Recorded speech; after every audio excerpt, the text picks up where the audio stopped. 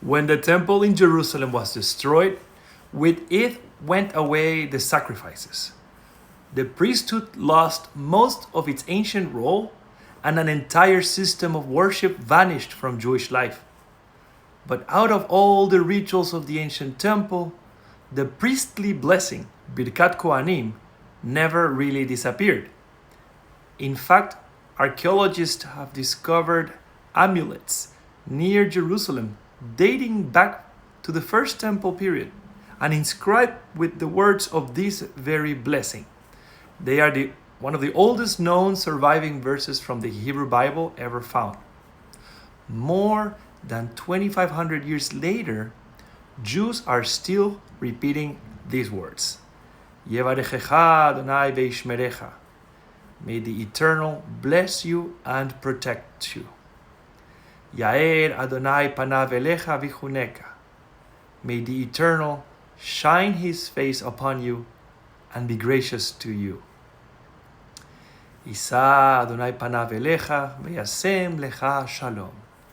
May the Eternal lift up his face toward you and grant you peace. In some communities, it is said every single morning. In others, on Shabbat and festivals. Parents whisper the words over their children on Friday night. In our congregation, we do it at the end of the services. We say them beneath the chuppah, at marriages, at baby namings, in hospitals, at moments of fear and of happiness and tenderness. Something about these words, this blessing, refuse to disappear from our collective memory. And this is a good moment to stop and wonder, what exactly is a blessing? We spend hours in the synagogue saying blessings and prayers, and we usually think of blessing as a wish or a prayer for good things to happen, a kind of sentiment spoken at a meaningful moment. But in Jewish tradition, blessing is something deeper than polite optimism. A real blessing is the feeling of being protected, seen, and held in someone else's heart. It is the reassurance that your life matters and that you are not alone. Sometimes the greatest blessing is not that our problems disappear, but that we discover someone willing to walk beside us through them. A blessing changes the atmosphere around a person. You can feel it when someone truly listens to you. In traditional communities, the priestly blessing is not only recited, it is actually enacted. This ritual is called duchanin, from the word duchan, which was the platform from where the priests blessed the people in the temple.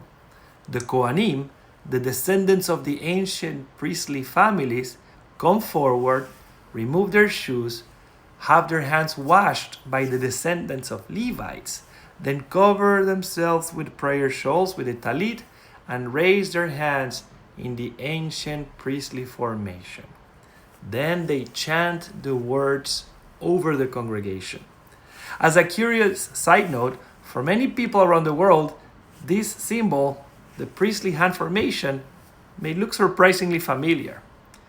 Yes, Mr. Spock, when the creators of Star Trek asked Leonard Nimoy to come up with an alien greeting for his character, he remembered seeing the Kohanim bless the congregation in the synagogues of his childhood in Boston. The famous Vulcan salute was born from Birkat Kohanim itself. Long live and prosper. In Israel, many communities still do this every morning.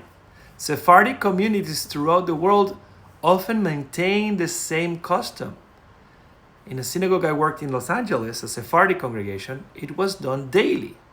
On Shabbat, it was even twice, on the Shacharit and the Musaf Amidas. Ashkenazi communities outside of Israel developed a different practice.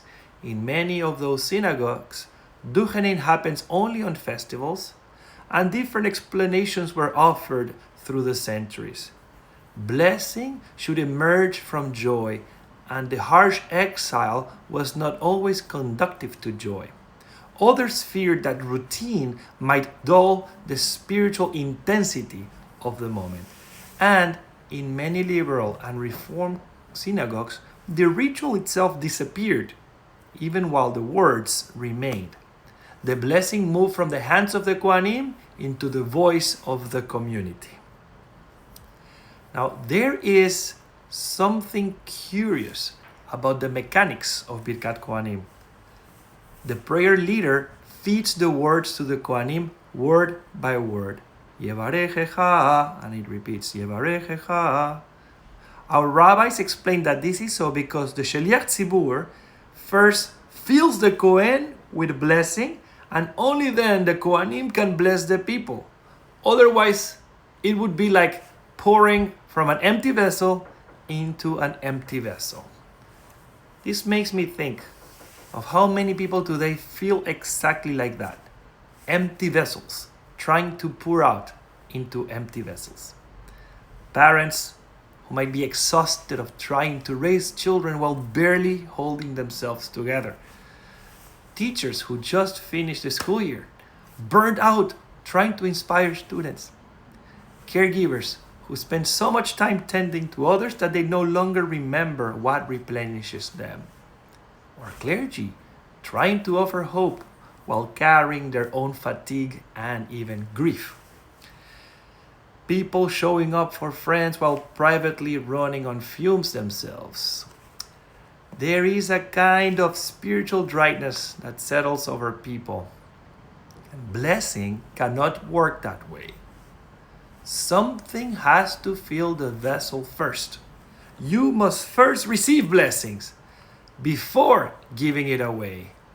That matters spiritually, emotionally, and you could say even physically. You cannot continuously give without remaining connected to some source that is deeper than yourself. And this is where the imagery of water becomes so powerful. The Hebrew word for blessing, bracha, bet resh chav, may be connected with the word breicha, which is a pool or a reservoir of water. The Baal Shem Tov and the Hasidic masters often speak of mayanot, of wellsprings, divine energy flowing beneath the surface of the world. Spiritual life is not meant to become stagnant. A river stays alive because it keeps moving. You need to let your blessings flow through you and towards others. You need to become a conduit of blessings. We are channels of blessings, and the channels must remain open because the world right now is full of thirsty people. May we learn to receive blessings before trying to give them. May we have the courage to rest when our wells run low. May we remember that we are not the ultimate source. And may the Holy One help us become open channels through which compassion, healing, wisdom, and peace can continue to flow into a thirsty world.